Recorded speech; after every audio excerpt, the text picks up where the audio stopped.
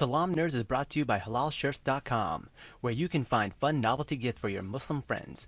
While you're at it, don't forget to like, comment, share, and subscribe to our channel. Yo, Salaam Nerds! It's your boy Neebz, aka Watch with Neebz, and I'm here with my co-host Jazz, aka Jazzbreaker. Jazzbreaker. Okay. That's right. I can't be Jazzleneer. No. So I got Mew Mew right here. It's got the new Mew Mew. Jealous. I got that new Mew Mew. That's fire. So you get to be Stormbreaker. But what's really exciting today is our new guest, one of my favorite TikTokers. His Appreciate that. TikTok handle is justhuge469. He's got so many followers. He actually follows a lot of people too. I love when creators give back. Gosh. Some people are so stingy with their follower count. Yep. Like, this guy was like, I was like, why is this guy with so many followers following little old me? And I was just like so happy. I was so excited. But Just, man, thank you for joining the show, man. I really appreciate you. It's no issue, man. I love it. I love what you do. I think you have a good following, man. Just keep it up.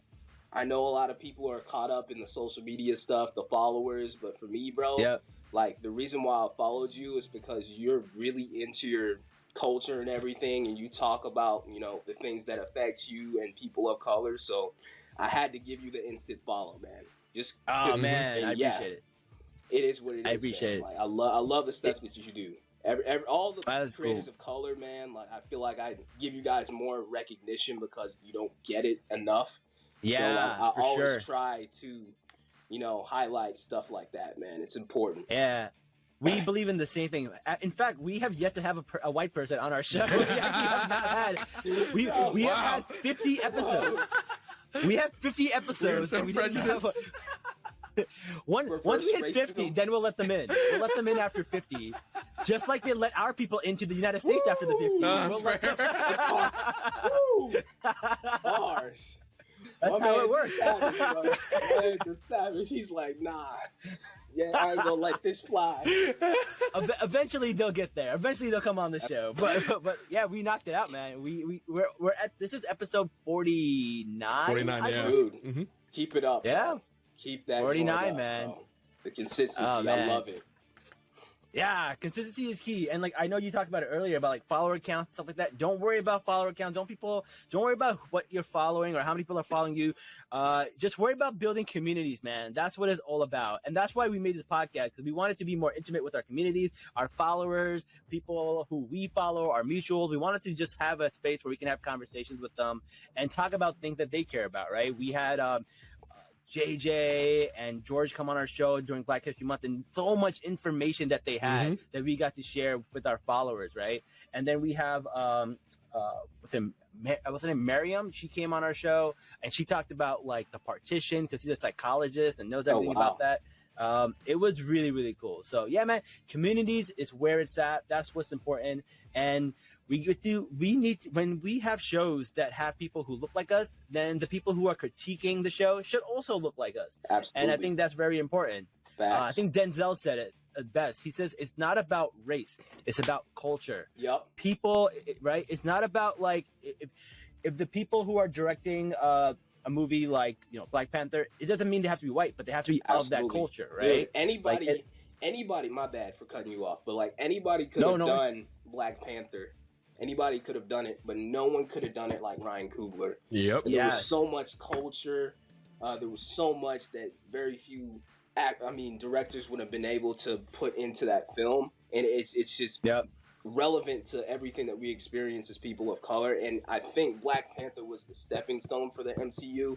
And it's the reason why we got, you know, Shang-Chi. It's the reason why we got Eternals and all these diverse films. It used to be... Black people couldn't sell big films. People of color couldn't sell big films, but that's just not. It was never true. Yeah, that's never been true. This straight facts. And like I tell people this all the time, like I scream this at the top of my lungs. If it wasn't for Black Panther, we wouldn't have Crazy Rich Asians, we wouldn't have Shang-Chi, we wouldn't have Everything Everywhere at Once, and we wouldn't have Miss Marvel. Agreed. Like we owe everything to Black Panther, and it was such a movement and a cultural phenomenon.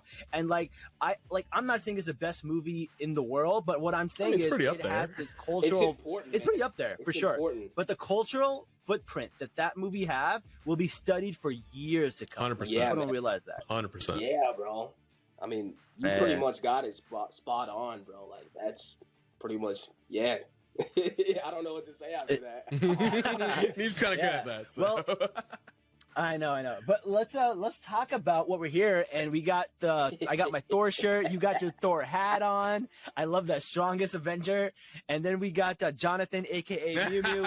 So what that means is we're gonna talk about Thor: Love and Thunder. So let's get to it. Hold up. For those of you who don't know the Jonathan reference, please go look up who was it? Paul Rudd trying to name the hammer. Bruh. They asked Paul Rudd to name the hammer, and he goes, Jonathan. Like without My missing God, a beat. bruh. And he was so Dude, Paul confident. Rudd is amazing. He's funny, bro. Paul Rudd is He's good. He's I pretty love cool. him so much. He's a great guy.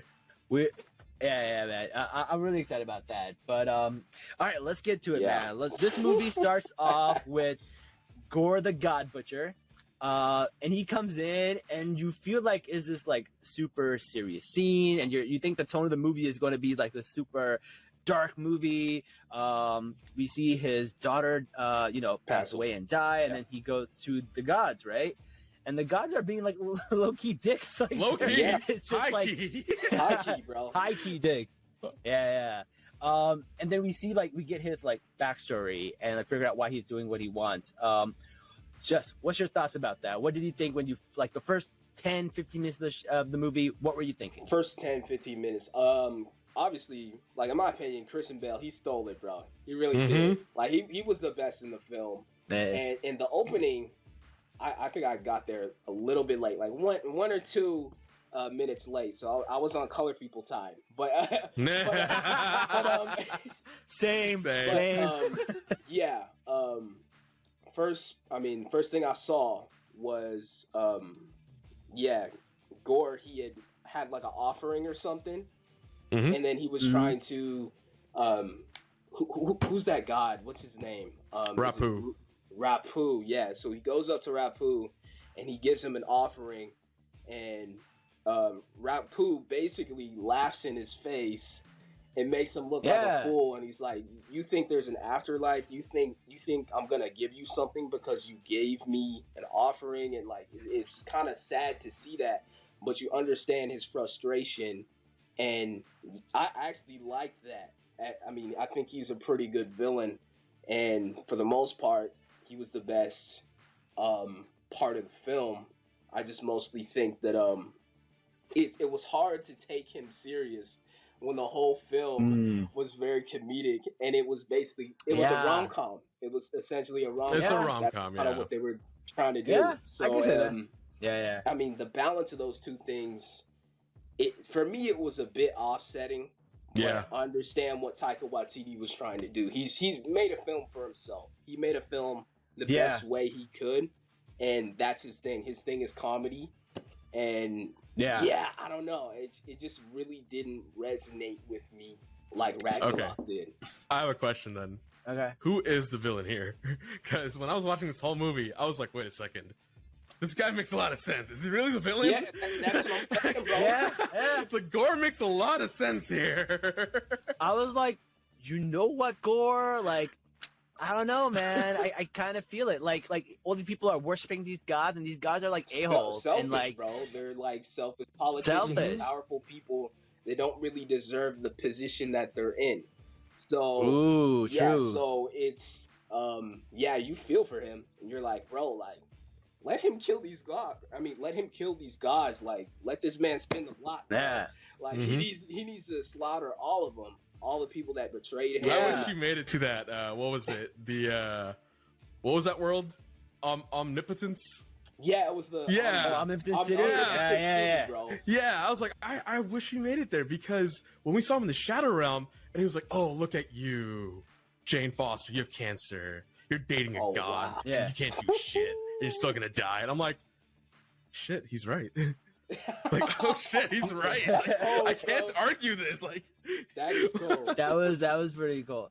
Like I like I think the only problem I have with Christian Bale and the God Butcher is that they didn't use him to his potential. Yeah. It could have been so much more. It could have been so much more darker. Like, he's the God Butcher. We didn't see him God butchering anybody, right? Like, it's one of the things where you're just like assumed he killed all these people, but we never saw him kill all these people, right? Yeah. And my issue with the film in general is that it's trying to be too many things at once. Agreed. It's trying to be this dark movie about God butchering. Then it's supposed to be this rom-com, but it's also kind of a kids Yeah, it movie. is. Like they made it a little bit for It's, kids. Yeah, Right? you have the daughter of Gore, who Yeah. plays a really big part in this film, and then you also have the kids that were kidnapped. So you can kind of see that they're Yup. really trying to appeal to children, and Yeah. it wasn't as violent as I thought it would be. Like you have gold blood, which Yeah. is pretty. It was funny. It was Yeah. funny, but it wasn't as gory as the previous film. Right? They should have picked one direction. Like they should have made the whole thing a kids movie. They should have made the whole thing a rom-com or the whole thing Very dark a and gloomy. what do you call it? Yeah. A dark movie, right? It was trying to be too many things, and you couldn't do it. And the thing is, like okay, fine, it's a kids movie, right? And it's like cool for kids to see that. But then you're also mentioning orgies, and like, do you Yeah, really want to dude, that's explain what an kinda orgy is to a crazy. 4-year-old? That's kind of Yeah. crazy. I never Also- thought about also, I that with the didn't kids like- in the room. That's not Right? something I want to explain to an 8-year-old. Also, like Yeah, nah. exactly, Ugh. and then also like okay, this is personally me, and like if I'm wrong, like like if I'm not part of the culture and stuff like that, because I don't want to talk about any other culture, but like I was uncomfortable the fact that like all these gods were actually real gods from real Yeah. cultures, and they're over there talking about orgies and stuff. Weird. Like- Yeah, a lot of like, right? Like- cultures aren't really with that. It made me uncomfortable. Yeah, it's I don't know, because there's so many. it's like It's like a melting pot. they had real Aztec. It's a melting Yeah, pot. Of they had gods, Aztec, like, Greek, there's Norse, different- everybody. Yeah. There were like Mayan gods. There Yeah. was the Maui god. Yep. Mhm. There were Yep. so many like actual gods and actual religions that were in the film. So I'm sure like someone had something to say about that. But it's kind of weird. It was weird. It made me a little uncomfortable, and I was like, it's not part of my culture, so I'm not one to say anything. Even though I do feel like they made a reference to Jesus because they did the God of Carpentry. Okay. I don't know if that's what Yeah, that was. probably. Oh, that's I what was- that I was like- was. Yeah. Yeah, the God of Carpentry. I think that's what they were saying. But like they left a little wiggle room where they could be like, no, that wasn't it. It was a different God. I'm sure there is an actual God of Carpentry, right? That flew But over like my head. that one is like it's a little too close, Yeah. right? I did not love that. It made me uncomfortable. But because like they were just going for slapstick, crude comedy, just jokes all around. So it was too much of a tonal shift, right? They had the Black Panther Yeah. god there, which is supposed to be like this like Boss. like prestigious Mhm. god. Boss. Yeah, boss. Like, but they show her with such respect I and agree. like I honor actually in Black like that. Panther, Like- right? And then and then here they're like, oh, she's here listening to people talk about orgies. Oh, bruh. I don't know. I mean, that was wild. First off, Russell Crowe comes in and he has like a Mario, like an actual Italian accent. That threw me off. So, Yeah, I think was it Italian or Greek? I don't know. I think yeah, it was Greek. Whatever. or whatever it was, but like he sounded like straight up Mario. Like that's pretty much what, like, yeah, like Mario. But It's me, Yeah, Jesus. really, that's really how he sounded. But I thought it was entertaining. But Yeah, it was entertaining for sure. the part that really like had me invested was obviously when Thor, he was done. He like basically throws the lightning bolt into Zeus's like whole chest. Yeah, And yeah. That was when I was like, yeah, okay, the tone is definitely it has shifted Yeah. at this point. So I think the first hour was very different from the second half of this film, and I think the movie's only like 2 hours and 15 minutes, right? Mhm. It's Yeah, very, very short. It's one of the shorter It's very movies. short, but it didn't feel very fast. I felt like, yeah, like you said, there's so much going on that it doesn't really know like who it's trying to cater to. Because again, like you said, orgies. You Yeah. have like kind of corny slapstick humor, but you also have some Yep. serious action scenes in it as well. So it's a lot of things, and it is very artistic. But yeah, it kind of lost me at certain parts. It Mhm. lost me. 100% Yeah. agreed. No, I get it. Speaking of gods, like I think we even got to see Khonshu from Moon Knight in there. We In did? the first scene I missed with it. yeah, he's like he peeks out. It's like a little skeleton bird. He's much younger. He doesn't look as old as he does now. He looks very Gotcha. young. But there's like a skeleton bird that pops out when Christian Bale is killing the sun god. Okay. Oh, neat. Oh, Yeah, he pops that's- out. Yeah, that's at the very beginning in the. Very beginning, we saw Conchu. Oh, Okay, okay. Yeah. There was 3 birds that like kind of ducked Yeah. and ran away. Yeah. Yeah. Yep. I missed that. So a little Moon Knight. See, that's the thing. Like, that's my problem with this movie. Like, there's just too much going on, and then the It is a important lot things you going need to on. pay attention to, they happen so quickly, and you lose it. Because I didn't recognize that. Yeah. I didn't get the God of Carpentry joke. I mean, Yeah, dude. Like- there's so many jokes I couldn't even remember like what Yeah. was really Oh, happening. yeah. Like you have a Jane Fonda joke. You have like Oh, I'm yeah. like, bro, what's I saw going that. on? Like, I mean, that's funny. right. But But the one joke that I thought that was done really well was treating Mjolnir yeah, as dude, an the X, love triangle. like with Stormbreaker. I like that. I actually really like that. I fuck with that. That was I good. actually did. That was really good. Yeah. And what do you feel about like the ghosts, man? How do you feel about the ghosts, man? You Oh, I love love the ghosts. Those ghosts Okay. are so funny. I Yeah, felt I like they the kept ghosts. that on for Yeah. a little bit too long, but I mean, it was funny. It was There you go. pretty I'm funny. with really? you, man. It was I'm pretty with funny, you I will on admit. that. But yeah, there were so many. It feels like this movie is a lot like Guardians in the sense of its humor, but Yeah. but it's also still a lot like Ragnarok. So it's in between. But the direction of it, I mean, it's kind of iffy for me. Like 6 out of 10. Like I'm not obsessed Yeah. with it. That's exactly what I gave it. Yeah, 6 out of 10. Not Oh, obsessed wow. with it. I don't hate it. Okay. It's not a bad film. I don't think it's a bad film because it looks like the visuals to me were probably one of the best parts of it. I mean, there were some parts where it looked kind of it didn't look real. I'll be honest, it didn't look real. But Yeah, there is some parts for me too. the sequence where they're on that small planet and you know they're fighting and it's all gray and black. Yeah. I feel like Yeah. that was probably one of the best fight scenes in the MCU for sure. Like in my personal opinion, I liked it. It was a great fight I liked scene. it, My man. issue with it was Really? it felt like Rick and Morty. It You know exactly which episode I'm talking about, right? Where you have the sun coming up and it's screaming and the world's perfect, but they couldn't stay there. And I was like, oh, that's the screaming goats. And then they hit another world, but the ship was so big and the world was like really tiny. And I'm like, oh, they did the exact same shit here. Bruh. Like it felt like a ripoff to me. Oh Like, wow! I didn't even yeah, catch it was that. I like didn't a even Rick catch and that. Morty like rip, and I'm like, ugh. I love Rick and Morty, But but, you I know hate what? the Like- fans and I hate everybody. Right. And I hate this now. But here's the thing, right? The scene where they're on that black planet and everything is black and white, like it looks really cool. But when I see scenes like that, like I can't not picture them in front of a green screen because it's so like when there's no actual Physical world. like actual props in there. When there's no like physical, like if there's a green screen, it's fine. But they usually add things that are real and Yeah. tangible that you can touch, that like make the green screen feel a little more natural. But this was like there was nothing. There was no prop. There was no like something in front of you, something behind you. It was all green screen. And like for me, that's like a personal thing. Like I have a hard time like not picturing that in my head, especially when I see like behind the scenes of movies. I know how they're made. Like it's hard for me to disconnect. Was it with green that. screen? But like it did look cool. Yeah. yeah, whole I black thought and they white did the scene? thing where Wait, they had on- like that giant OLED screen going all the way around the set, I mean, and that's then kind they of just. it's essentially the same thing to a certain degree, I guess. But, Oh, okay. yeah. I guess yeah. I I guess I'm don't know. nitpicking there. You're right. But That's fair. Yeah. But let's talk about before we run out of time. I definitely want to touch this. The Jane Foster cancer thing. yes, My dude, I favorite loved part it. of the entire I loved movie. it. Like She my dies favorite part. in battle with Yeah. cancer. I actually really liked that, and that's why she went to Mhm. Valhalla. that was great. Uh, Fantastic ending. And I like when they show us that like she's weak and she's like whenever she's not. or when she's using it, the hammer's killing her. So like that, dude, that was actually really cool.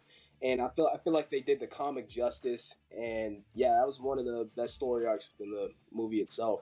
So yeah, Honestly, I felt like the entire movie, like this movie would have been so amazing if they just made they took out some of like the really wacky parts and made the entire movie like a giant like movie for people with cancer. Like that would have been so Oh, sweet. Because like even the kids at the end, right? Like imagine being like one of those kids who have cancer and then watching a movie about a hero that has cancer, and then all the kids Yeah. are fighting people, right? You're a little kid, you have cancer. This movie could mean so Absolutely. much to Mhm. you, right? And like when I think about that, I'm like that bumps the movie up for me a little bit. It's like little kids sitting in a hospital bed watching this movie could mean the world. But they missed that, and I love that. I think they missed the mark on that.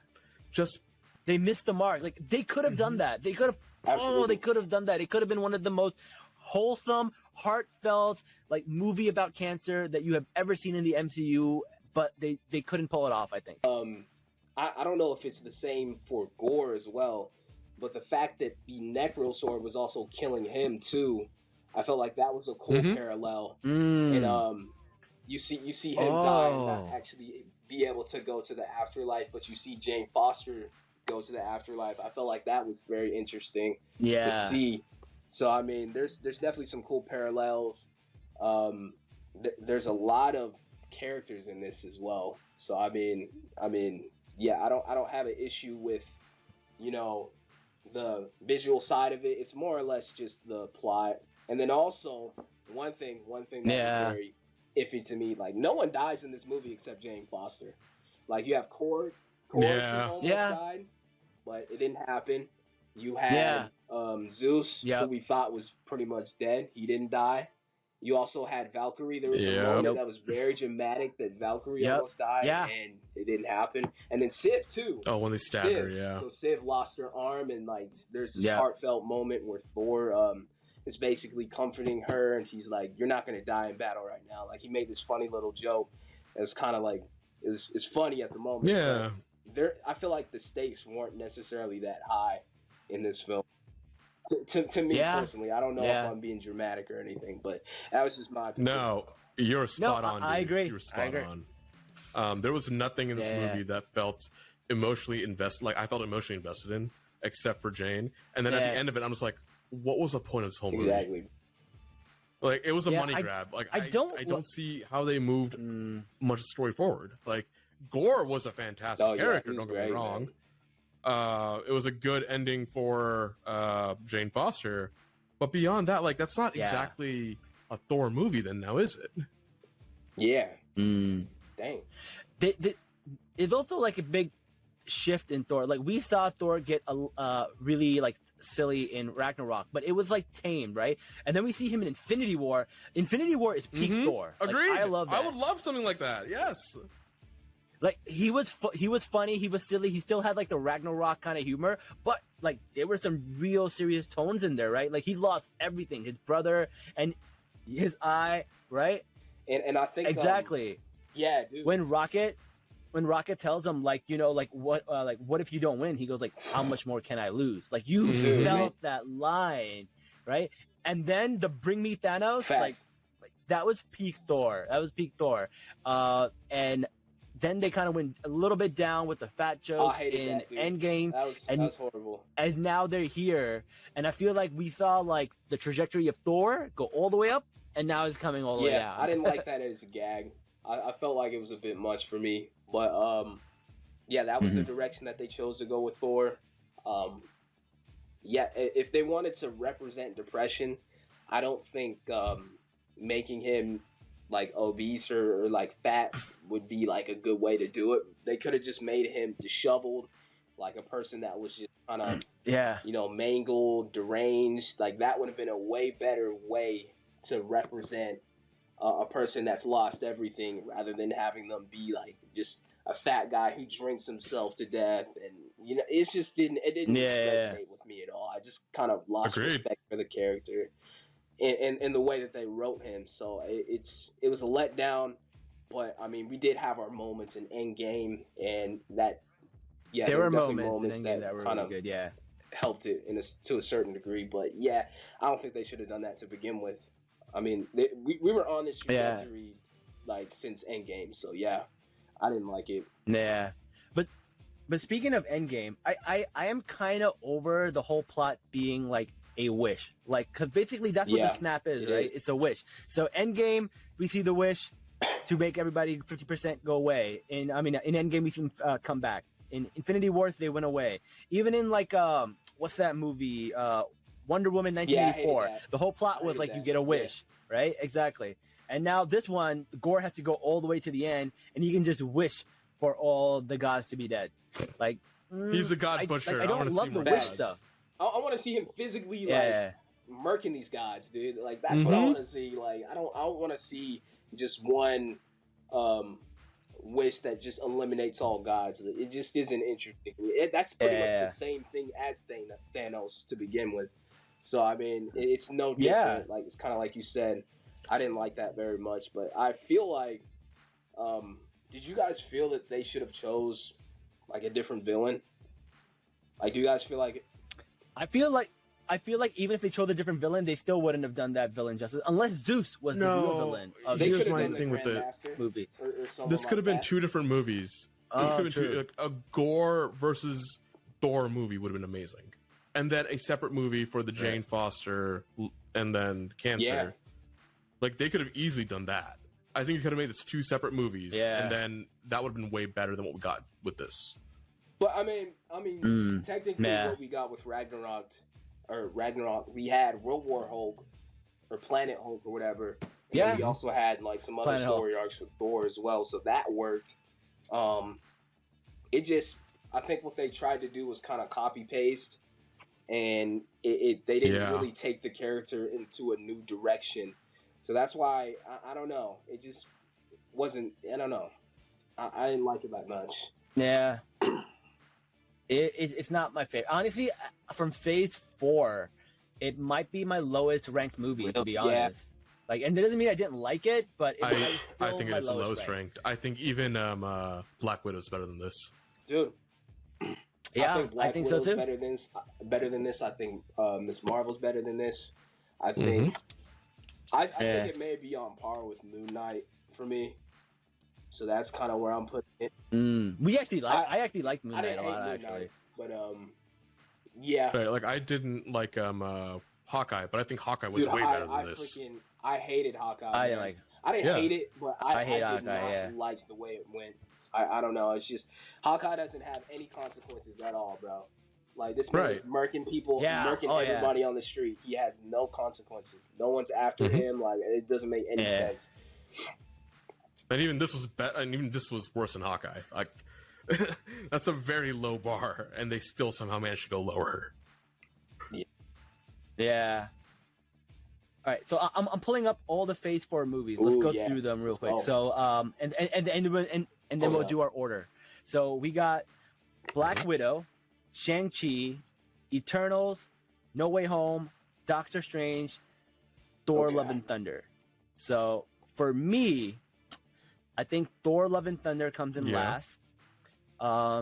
Then it's going to be Black Widow. Then Doctor Strange: Multiverse of Madness. Then No Way Home.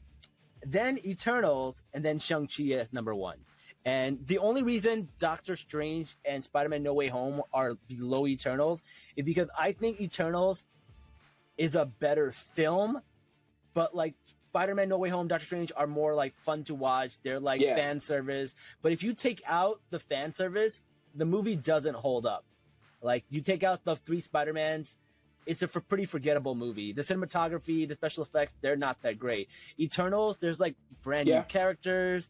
The cinematography is amazing. I really love like the storyline of how it was brought together. I could not predict the ending. I didn't know what was going to happen. So Eternals was very low for me, but like it's growing on me the more I think about like once the novelty of like, oh my God, it's Spider-Man No Way Home, or like, oh my God, we got to see like Wanda kill all the Illuminati. Like once that wears off, like the movie kind of goes lower, and the Eternals doesn't wear off. Like it's wherever it stays where it was for me from the beginning. So it's like higher now. Because also you kind of get used to all this fan service where it's just like, all right, they're giving it, and like now I've it doesn't been complaining about that. Like that Captain America grabbing that hammer like doesn't hit the same as like in Phase 4 because it's just different. So yeah, that's my ranking, man. Shang-Chi is number 1, and then Eternals number 2, and then Spider-Man No Way Home, Doctor Strange, Black Widow, and then finally Thor: Love and Thunder. I'm gonna throw you for a loop, man. Spider-Man's number 1 for me. Okay. The nostalgia got me, man. It did. Fair enough. Fair enough. Fair enough. Don't blame you. Don't blame you. As long as we acknowledge the nostalgia, fair enough. Yes. Then number two is Shang-Chi, man. Shang-Chi. is literally probably the most underrated Marvel film that we've seen in a minute, man. I feel like people don't put it high enough on the list, and it's original. I think it did what Black Panther did, but for Asian Americans, and I think Simu Liu, bro, like I freaking like him, man. He's cool, bro. He's freaking badass. Me too. So He's an accountant like me. Electronic degrees. Yes, He has the same ones. Yes, sir. But nice. No Way Home, Shang-Chi, I'm sorry, but I'm gonna put Doctor Strange at number 3. I didn't hate Black Widow, but I also didn't love it. I didn't love the villain, but I thought it was okay. It's a good espionage movie. Then I'm going Eternals, and then Thor. Man, I'm sorry. That's my ranking. Yeah. Are people gonna hate it? They probably will, but yeah, that's why I have everything. So yeah. Well, here's why. Everyone's here's why got I say no, because here's my ranking. Right, I will agree with you. Shang-Chi up top. Yep. Dude. And then after that, I put Spider-Man: No Way Home, just like you. Okay. I think nostalgia got to me. I respect that. It's up there for me too. Yeah. I dig it. After that, I would put. Man, this is tough. I'd have to say Wanda and the Triverse of Sadness. Oh man. I'm not gonna call it a Doctor Strange movie. It's not a Doctor Strange movie. It's a Wanda movie. It is, man. It's a Wanda movie for sure. It really is. And then Eternals at 4. Eternals, my only issue with it is not that it's a bad movie. It's a setup movie, right? Yeah. And in too retrospect, too many characters in one film. Right. Yeah. Too many characters. I can see that. I can see that. Yeah, so in the future, we'll look back and be like, oh, okay, it was much better because of whatever happened later. But as of right now, I am putting it right below there. And then after that, Black Widow, and then finally, Thor: Love and Thunder. I think we can all agree this has been the worst movie in the MCU Phase 4. Yeah. Worst. What about the worst project in general? Like, do you think it's Hawkeye? In Phase 4? I think it's Hawkeye. Yeah, Hawkeye. And then probably What If. I didn't love What If. No, I love What If. Like, Get out. What you mean, bro? Really? What If was amazing. Facts. Okay, here's the thing about What If. What If was hit or miss for me. Because there were some episodes fantastic, but there were also some episodes that were really bad. So it's like how do you judge that? Because they're still standalone episodes. As a project, I understand that because it could be iffy for a lot of people.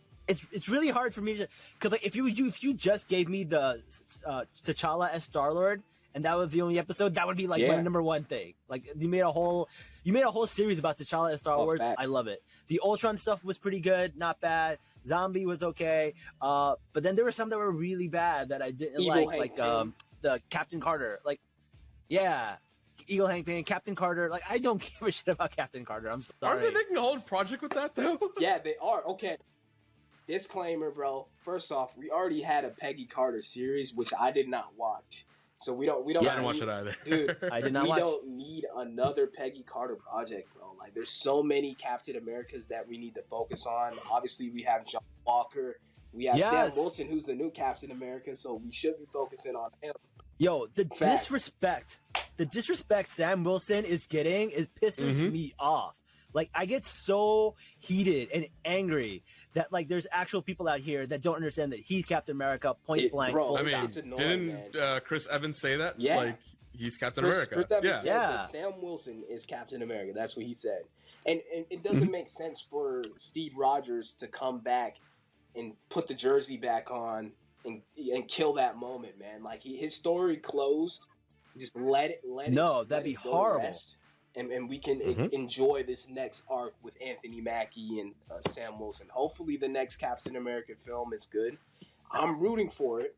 I mean, I hope so too. Dude, yeah. Me too. We have a Nigerian director. I think his name is like Julian Ona. I'm hoping he does his best, man. I'm hoping that Malcolm Spellman, the writer, I'm hoping he can give us a good story to look into.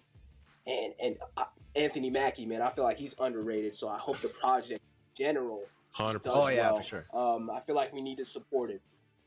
Here's what makes me mad. Anthony Mackie was Captain America for maybe like 15 minutes in the last movie.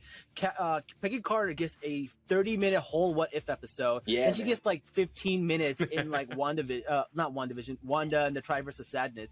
She has spent more time as Captain Carter than Sam Wilson has spent as Captain America, and they took him off the Twitter. They took him off the Captain America Twitter and put on Peggy Carter. I don't like that. I don't like that. That's messed up. And that's the issue with sharing a mantle. Obviously you have your main character who's like the first one, who's recognized as the original character, but you also have competing interests. You have all of these characters that are trying to compete for, that arc. So I think they need to give Anthony Mackie his time, let him take up the shield, let him put it down. Yep.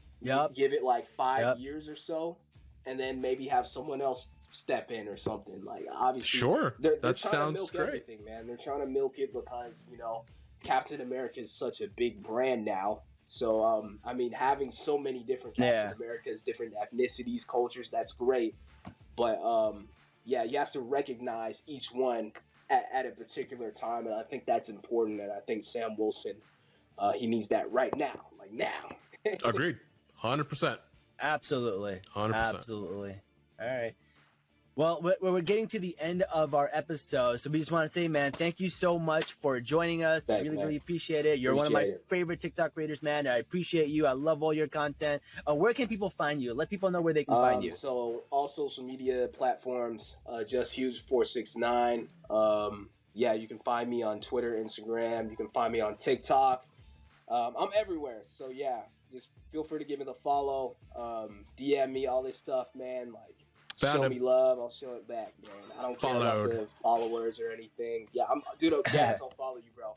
I'll definitely follow you. But I appreciate you guys letting me on the podcast. I'll definitely come back. Yes. If you guys let me. Yeah, man. Much love, y'all. Yeah, thank you so much, man. You're one of the most humble, one of the best creators I know. I appreciate you. And guys, definitely check him out. And, until next time, guys, Salaam, nerds. Hey, see y'all. Peace.